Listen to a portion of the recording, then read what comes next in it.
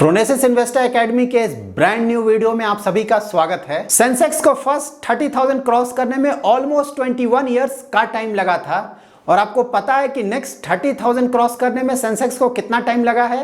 Next 30,000 cross करने में Sensex को सिर्फ लगा है 21 मंथ्स। लास्ट 1.5 ईयर्स में स्टॉक मार्केट्स में फिनोमिनल रैली आया है और हम सभी के दिमाग में एक कॉमन क्वेरी है कि ये रैली हो क्यों रहा है और ये रैली कब खत्म होने जा रहा है, और साथ ही इन करंट मार्केट कंडीशंस में हमारा इन्वेस्टमेंट स्ट्रैटेजी क्या होना चाहिए। आप इस वीडियो को कंप्लीट जरूर देखें क्योंकि इन सारे क्वेरीज का मैं आंसर करने जा रहा हूं इस वीडियो में।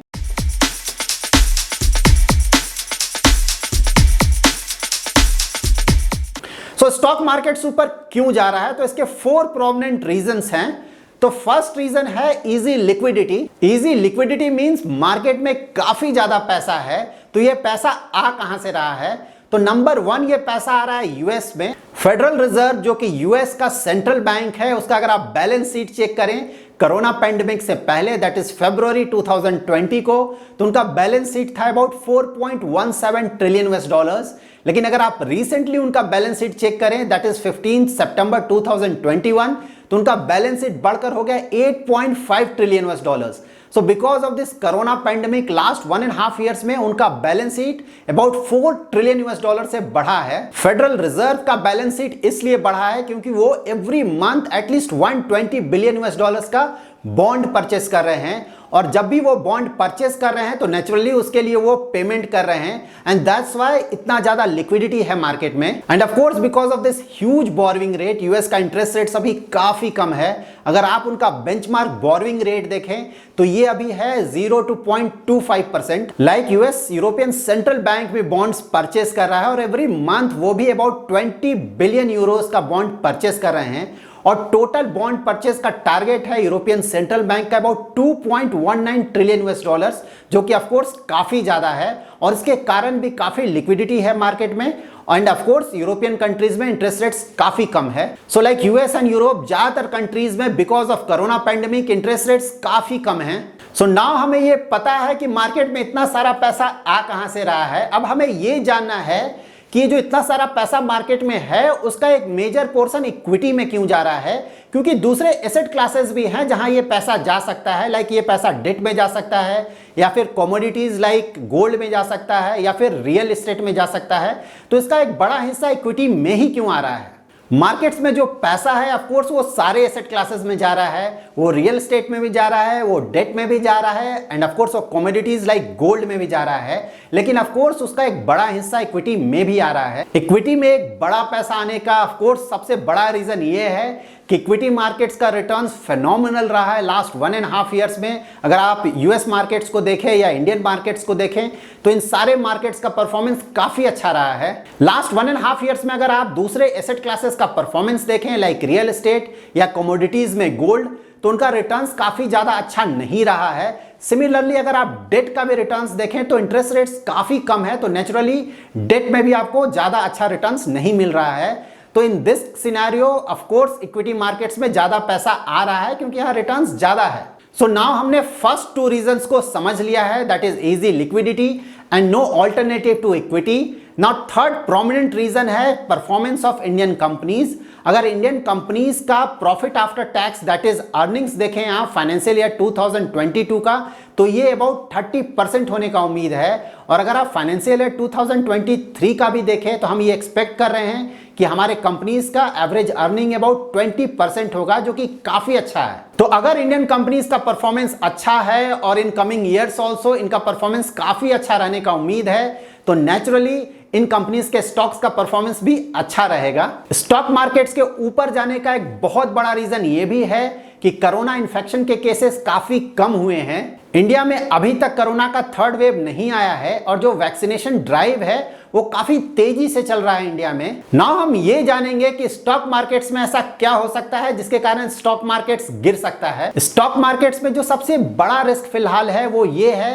कि जो इजी लिक्विडिटी है मार्केट में अगर वो कम हो जाता है तो नेचुरली स्टॉक मार्केट्स में आप करेक्शन एक्सपेक्ट कर सकते हैं। यूएस का अगर आप इन्फ्लेशन नंबर्स देखें तो उनका इन्फ्लेशन ऊपर गया है रिसेंट टाइम्स में। सिमिलरली अगर आप उनका अनएम्प्लॉयमेंट नंबर्स देखें तो अनएम्प्लॉयमेंट नंबर्स भी काफी कम हुआ यूएस में, जो कि पॉजिटिव सिग्नल है कि यूएस का इकोनॉमी रिकवर कर रहा है। So because of this increasing inflation and positive news on employment front हम ये एक्सपेक्ट कर सकते हैं कि दिसंबर दिस ईयर से फेड रिजर्व अपना बॉन्ड बाइंग प्रोग्राम कम कर सकता है और साथ ही बाय मिड नेक्स्ट ईयर वो अपना बॉन्ड बाइंग प्रोग्राम बंद कर देगा और उसके बाद यूएस में इंटरेस्ट रेट्स बढ़ने लगेंगे। सिमिलरली यूरोपियन यूनियन के कंट्रीज में भी अगर आप देखें तो उनका इन्फ्लेशन नंबर्स ऊपर जा रहा है और इन कंट्रीज का जीडीपी ग्रोथ रेट पॉजिटिव हो गया है। तो आप एक्सपेक्ट कर सकते हैं कि यूरोपियन सेंट्रल बैंक भी दिसंबर दिस ईयर से अपना बॉन्ड बाइंग प्रोग्राम कम कर देगा और बाय मार्च नेक्स्ट ईयर वो अपना बॉन्ड बाइंग प्रोग्राम बंद कर देगा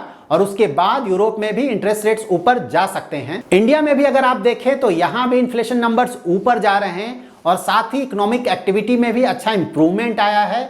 तो नेक्स्ट ईयर आप इंडियन सेंट्रल बैंक से भी एक्सपेक्ट कर सकते हैं कि इंडिया में भी इंटरेस्ट रेट ऊपर जाएगा। So overall because of these reasons आप ये एक्सपेक्ट कर सकते हैं कि ओवरऑल लिक्विडिटी में काफी कमी आएगा और जब भी इंटरेस्ट रेट्स ऊपर जाएगा तो नेचुरली जो डेट एसेट क्लास है वहां भी आपको रिटर्न्स ज्यादा मिलेगा, तो काफी पैसा in that case debt asset class में भी जाएगा। स्टॉक मार्केट्स के लिए एक बड़ा रिस्क ये भी हो सकता है कि जो हम इंडियन कंपनीज से अर्निंग्स एक्सपेक्ट कर रहे हैं दैट इज अबाउट 30% एंड 20%, अगर वो अर्निंग्स नहीं आ पाता है तो उसके कारण भी मार्केट्स में आप करेक्शन एक्सपेक्ट कर सकते हैं। अगर कोरोना केसेस में अनफॉर्चुनेटली फिर से भारी तेजी आती है, कोरोना केसेस तेजी से बढ़ने लगते हैं, तो अगेन उसके कारण भी आप मार्केट्स में एक करेक्शन एक्सपेक्ट कर सकते हैं। नाउ मोस्ट इंपॉर्टेंट पॉइंट, इस मार्केट में हमारा इन्वेस्टमेंट स्ट्रेटेजी क्या होना चाहिए।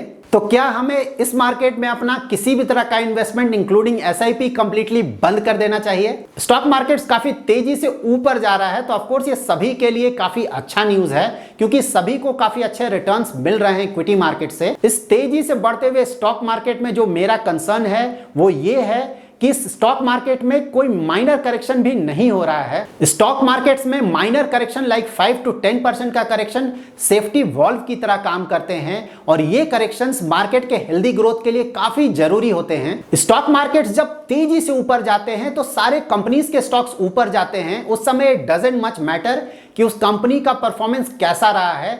तो कुछ ऐसे कंपनीज भी होते हैं जिनका परफॉर्मेंस अच्छा नहीं है, उनके भी स्टॉक्स काफी तेजी से ऊपर जाते हैं। तो माइनर करेक्शन इसलिए चाहिए होता है ताकि इन कंपनीज का जिनका परफॉर्मेंस अच्छा नहीं है वो काफी हद तक करेक्ट हो और साथ ही जो अच्छे कंपनीज हैं जिनका वैल्यूएशन काफी ज्यादा ऊपर जा चुका है उनका भी वैल्यूएशन कुछ हद तक रीजनेबल हो। अगर मार्केट्स में कोई हेल्दी करेक्शंस नहीं आते हैं बीच बीच में तो ओवरऑल मार्केट काफी रिस्की हो जाता है क्योंकि मार्केट में अगर कोई करेक्शन आता है तो हो सकता है कि वो मेजर करेक्शन होगा जो कि हम सभी के लिए काफी पेनफुल होगा। रिटेल इन्वेस्टर्स को अपना एसआईपी फिलहाल बिल्कुल भी बंद नहीं करना चाहिए क्योंकि मार्केट्स अभी काफी ऊपर है और अगर अभी किसी भी तरह का करेक्शन आता है तो आपको जो एनएवी मिलेगा आपके म्यूचुअल फंड स्कीम्स में वो काफी अच्छा एनएवी मिलेगा।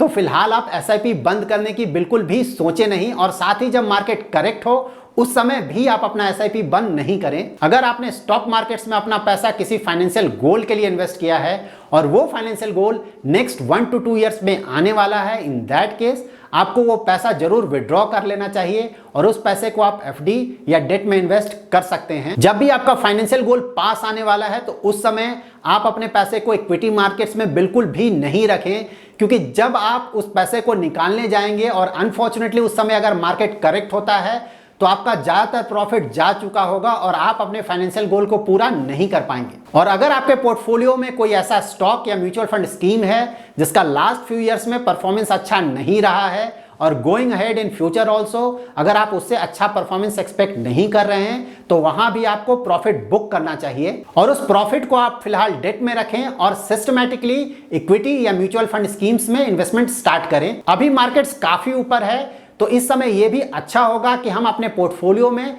कुछ कैश जरूर रखें ताकि अगर मार्केट में कोई करेक्शन आता है तो हम इन्वेस्टमेंट कर सकें।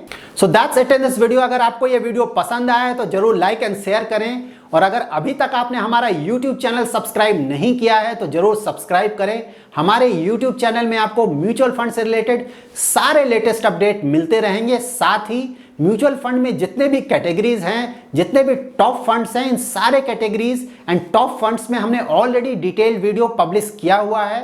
इन सारे वीडियोस का डिटेल आपको या तो डिस्क्रिप्शन में मिल जाएगा या फिर हमारे प्लेलिस्ट में मिल जाएगा। Thanks lot for watching.